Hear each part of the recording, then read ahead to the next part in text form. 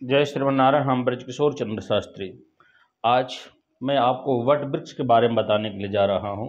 क्यों वट वृक्ष को भगवान शंकर का स्वरूप कहा जाता है और वट वृक्ष को हिंदू मान्यता में इतनी श्रेष्ठ स्थान क्यों दिया जाता है। वो कहते हैं कि वट वृक्ष के नीचे बैठकर हमारी मन की जो इच्छाएं हैं उसको लगातार 21 दिन बोल देने से मनोकामना पूर्ण हो जाती है। वट वृक्ष को विश्वास का प्रतीक और कई मायने में वट वृक्ष को मानव जीवन के लिए बहुत ही उपयोगी कहा गया है।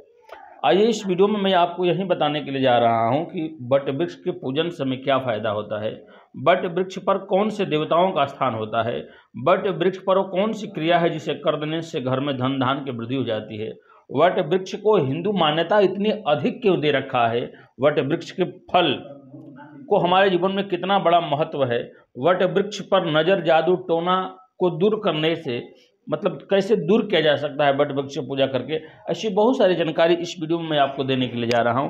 आप हमारी इस वीडियो में बने रहिए। सबसे पहले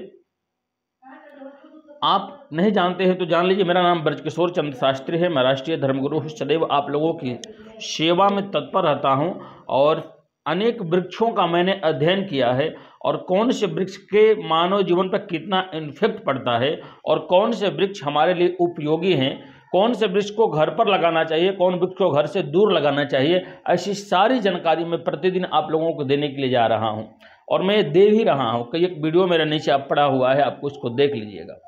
आइए आज इसके वीडियो में मैं आपको बताता हूं कि वो वट वृक्ष से क्या फ़ायदा हमें प्राप्त हो सकता है और वट वृक्ष मानव जीवन पर कितना असर डालता है, कितना प्रभाव डालता है। सबसे पहले रामचरितमानस की एक चौपाई है, वट विश्वास अचल निज धर्मा। आप लोगों ने जहाँ भी वट वृक्ष का नाम सुना होगा तो ये जरूर सुना होगा ये ऋषि, ये महर्षि, ये देवी देवता वट वृक्ष के नीचे बैठकर भगवान की कथा कर रहे थे या कथा सुन रहे थे। आपने देखा होगा वट वृक्ष, वट का जो पेड़ है अपने नीचे कोई वट का पेड़ जामने नहीं देता है, उगने नहीं देता है। वट वृक्ष में एक जटा निकलती है जिसका बहुत बड़ा हमारे जीवन में प्रभाव होता है। कहते हैं किसी भी रवि पुख नक्षत्र में वट का जो जड़ है उसको वहाँ से उखाड़ कर लेकर आए रविवार के दिन और दूध से चंदन आदि धूप दीप दिखाकर दूध से स्नान करके लाल कपड़े में बांधकर उसे पूजा वाले रूम में रख देने से भी महालक्ष्मी की विशेष कृपा हो जाती है और धन के देवता कुबेर हमारे ऊपर अपना कृपा बरसाने लगते हैं। कहते हैं मानव जीवन में वट का इतना बड़ा प्रभाव है कि अगर व्यक्ति वट वृक्ष के नीचे केवल शनिवार के दिन बैठकर और शनि चालीसा का पाठ कर दे या वट वृक्ष के नीचे बैठकर मानव कोई भी व्यक्ति अगर भगवान नारायण के नारायण कवच का पाठ कर दे तो उसकी सोची हुई सारी मनोकामना पूर्ण हो जाती है। कहते हैं वट के वृक्ष के नीचे अगर कोई व्यक्ति डिप्रेशन में बार बार चला जा रहा है, डॉक्टर थक गए हैं, दवा कराते कराते वो थक गया है, फिर भी उसको राहत नहीं मिल पा रही हो, तो अगर वट वृक्ष के नीचे वो व्यक्ति बैठकर 15 दिनों तक इस मंत्र को केवल बोलेगा तो किसी भी तरह के डिप्रेशन और अवसाद बीमारियों से वो दूर हो जाएगा। इस मंत्र को मैं आपको बोल रहा हूं, इसको आप लिख लीजिए। मंत्र है ओम त्र्यंबकम जजामहे, ओम त्र्यंबकम जजामहे।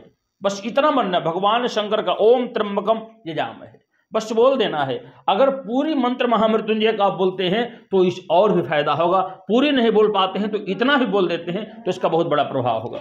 वट वृक्ष के बारे में मैं आपको बताने के लिए कहते हैं वट वृक्ष के नीचे साक्षात भगवान शंकर माता पार्वती के साथ विराजमान होते हैं। अगर वट वृक्ष के नीचे आप शुक्रवार के दिन जाकर धूप दीप आदि चंदन आदि से उसकी पूजा करके वट वृक्ष को ऐसे पकड़ करके अपनी मन का भाव कह देते हैं और 27 शुक्रवार ऐसी क्रिया करते हैं तो भगवान शिव आप पर प्रसन्न हो जाते हैं और आपके घर में धन्य धान की वृद्धि होने लगती है। वट वृक्ष का मानव जीवन में इतना बड़ा प्रभाव होता है, इतना बड़ा प्रभाव होता है कि अपने पति की लंबी उम्र के लिए माताएं वट की पूजा करती है, जिसे वट सावित्री नाम से हम लोग जानते हैं। यहां तक कि वट के पूजन करने से व्यक्ति की आयु की वृद्धि तो होइबे करता है, साथ साथ में धन्य धान की भी कृपा बरस पड़ती है। इसलिए वट वृक्ष का पूजन मानव जीवन में बहुत बड़ा प्रभाव है। एक और भी मैं उपयोगी चीज बताने के लिए जा रहा हूं, जिसका बच्चा अगर बात नहीं मानता हो, डिप्रेशन में चलता हो, पढ़ाई में मन नहीं लग रहा हो, वो व्यक्ति भी जो वट का जो जड़ है, जो बट का जड़ भी मिल जाए तो काम चलेगा, अन्यथा बट का जो जड़ नहीं निकलता है दाढ़ियों में से, उसको लेकर आइए। रविवार के दिन दूध से स्नान कराने के बाद, धूप दीप चंदन दिखाने के बाद, उस बट के जड़ को पीले कपड़े में लपेट कर, पीले धागे में दाहिने हाथ में इस बच्चे को बांध दीजिए। महा सरस्वती मैया कृपा उस पर बरस पड़ेगी और अपनी बुद्धि उसकी तीव्र हो जाएगी और मनवांछित मनोकामना उसकी पूर्ति होगी। वट वृक्ष के बारे में और भी किसी भी तरह की जानकारी अगर आप प्राप्त करना चाहते हैं तो निसंकोच आप मुझसे संपर्क कर सकते हैं।